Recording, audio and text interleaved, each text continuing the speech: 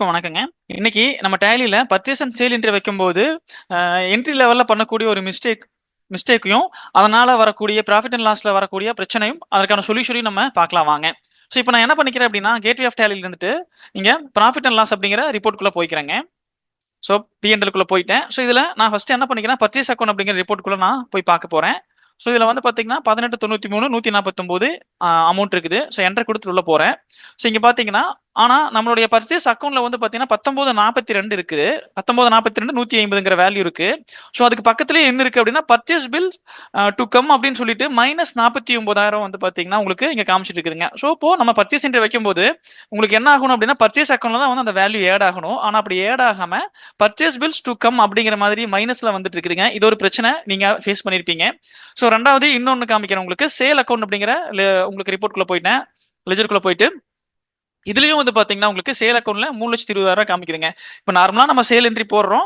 So ஆனா வந்து உங்களுக்கு அந்த சேல் அக்கௌண்ட்குள்ள வராம சேல்ஸ் பில் டு மேக் அப்படின்னு சொல்லிட்டு -45,000 மைனஸ்ல வந்து வேல்யூ ரிடியூஸ் பண்ணி காமிக்குதுங்க. ஸோ இந்த மாதிரியான பிரச்சனைகள் வந்து நீங்க என்ன பண்ணிருப்பீங்கன்னா நிறைய ஃபேஸ் பண்ணிருப்பீங்கன்னு நினைக்கிறேன்.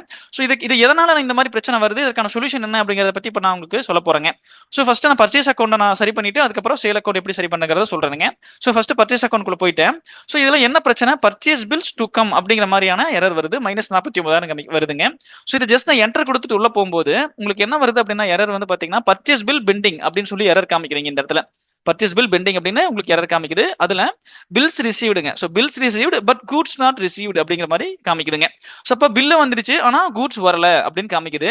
ஸோ அப்போ நான் என்ன பண்ணிக்கிறேன், இங்கிருந்து நான் என்டர் கொடுக்குறேங்க. என்டர் கொடுத்தோன்னே எங்களுக்கு என்ன பண்ணிருக்கிறோம், ஒரு பர்ச்சேஸ் என்ட்ரி மட்டும் தான் வச்சிருக்கிறோம். ஆனா அதுல இந்த மாதிரியான பிரச்சனை வருது. அப்படிங்கும்போது ஜஸ்ட் நான் என்ன பண்ணிக்கிறேன், உங்களுக்கு இந்த ஏரோ மார்க் கிளிக் பண்ணி கீழே வந்துட்டுங்க.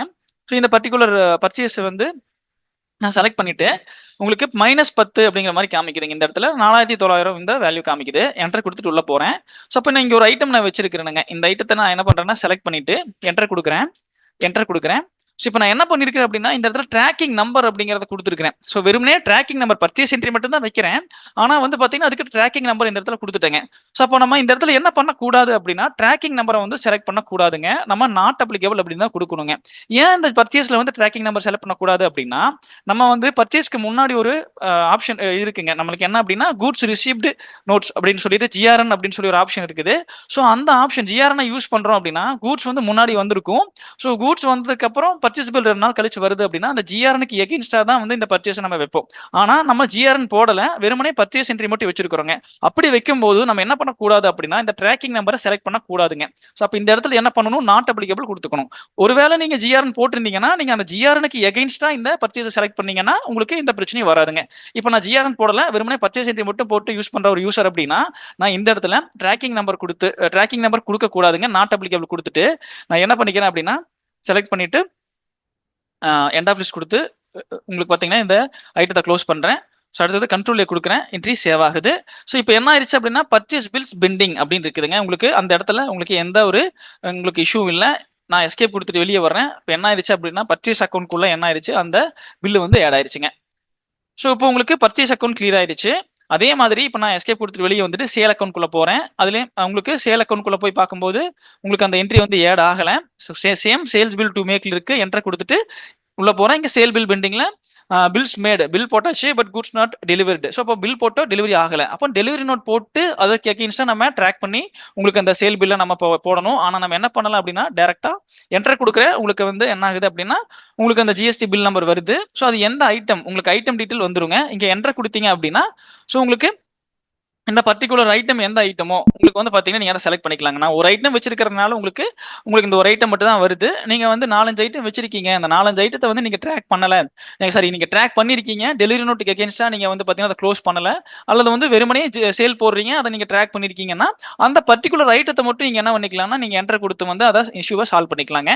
ஸோ இப்போ நான் இந்த ஐட்டத்தை நான் எப்படி சால்வ் பண்ண போறேன்னா சேம் பர்ச்சேஸ் மாதிரியே தான் கிளிக் பண்ணிட்டு ஐட்டத்து நேம்ல என்டர் கொடுக்குறேங்க. So enter. ஸோ உங்களுக்கு இங்கேயே வந்து பாத்தீங்கன்னா என்ன பண்ணிருக்கேன், நான் ட்ராக் பண்ணிருக்கிறேன். நான் டெலிவரி நோட் போடல, வெறுமனே சேல் என்ட்ரி மட்டும் போட்டுருக்கிறேன். அப்போ எனக்கு இந்த ட்ராக்கிங் நம்பர் தேவையில்லைங்க, நாட் அப்ளிகபிள் கொடுத்துக்கிறேன்.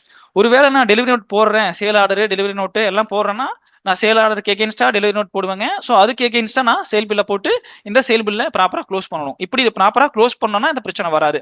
ஒருவேளை நான் இந்த முன்னாடி சொன்ன மெத்தடெல்லாம் பண்ணாம வெறுமனே ஜிஎஸ்டி சேல்ஸ் மட்டும் போடுறேன் அப்படின்னா நீங்க என்ன பண்ணிக்கோங்க அப்படின்னா ட்ராக்கிங் நம்பர் கொடுக்காம நாட் அப்ளிகபிள் கொடுத்துட்டீங்க அப்படின்னா இந்த பிரச்சனை உங்களுக்கு வராதுங்க. நான் இதை கண்ட்ரோலே கொடுத்து சேவ் பண்ணிக்கிறேன். இப்போ என்ன ஆயிரும் அப்படின்னா உங்களுக்கு இந்த என்ட்ரி சேவ் ஆயிடுச்சு. ஸோ உங்களுக்கு சேல் பில் பெண்டிங்ல உங்களுக்கு எதுவும் இல்லை, பிளாங்க் ஆயிடுச்சுங்க. ஸோ எஸ்கேப் கொடுத்துட்டு வெளியே வரேன், என்டர். ஸோ உங்களுக்கு வந்து பார்த்தீங்கன்னா உங்களுக்கு இந்த என்ட்ரி வந்து பார்த்தீங்கன்னா சேல்ஸ் அக்கௌண்ட்குள்ளே ஆட் ஆயிடுச்சு. ஸோ டோட்டல் அமௌண்ட் வந்து பார்த்தீங்கன்னா உங்களுக்கு பிஎன்எல்ல இருக்கக்கூடிய அக்கௌண்ட் வந்து மேட்ச் ஆகுங்க. இந்த இடத்துல உள்ள போய் பார்த்தீங்கன்னா மேட்ச் ஆகும். இல்லைன்னா உங்களுக்கு அந்த பில் பெண்டிங்னு சொல்லி காமிச்சிட்டே இருக்குங்க.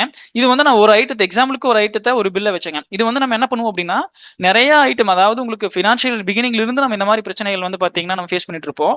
ஸோ அந்த மாதிரி நிறைய வச்சுட்டு இருந்தீங்கன்னா நீங்க ட்ராக்கிங் நம்பர் வந்து கொடுக்கக்கூடாதுங்க. ஆல்ரெடி நீங்க இன்வாய்ஸ்ல ட்ராக்கிங் நம்பர் கொடுத்துருந்தீங்கன்னா மேனுவலா போயிட்டு நீங்க அந்த ட்ராக்கிங் நம்பரை வந்து பார்த்தீங்கன்னா நீங்க ரிமூவ் பண்ணி அதுக்கப்புறம் வந்து பார்த்தீங்கன்னா என்ட்ரியை சரி பண்ற மாதிரி இருக்குங்க.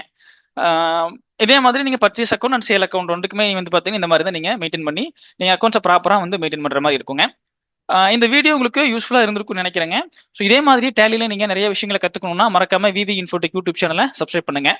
அது மட்டும் இல்லைங்க, நம்ம டேலியோட பேசிக்ஸ் எல்லாமே உங்களுக்கு வந்து பாத்தீங்கன்னா 99 ரூபாய்க்கு வந்து பாத்தீங்கன்னா ஒரு கோர்ஸா கொடுத்துட்டு இருக்கிறோம். ஸோ அந்த கோர்ஸ்ல வந்து பாத்தீங்கன்னா நீங்க டேலியோட பேசிக்ஸ் வந்து நீங்க இன்னும் வந்து பாத்தீங்கன்னா ஆழமா கத்துக்கலாங்க. ஸோ மறக்காம வந்து பாத்தீங்கன்னா உங்களுக்கு அதோட லிங்கை வந்து டிஸ்கிரிப்ஷன்ல கொடுக்குறோம். ஸோ நீங்க மறக்காம நீங்க அந்த லிங்க்குள்ள போயிட்டு நீங்க அந்த 99 ரூபா கோர்ஸ் எடுத்துட்டு டேலி இன்னும் ஆழமா கத்துக்கோங்க. தேங்க்ஸ் ஃபார் வாட்சிங்.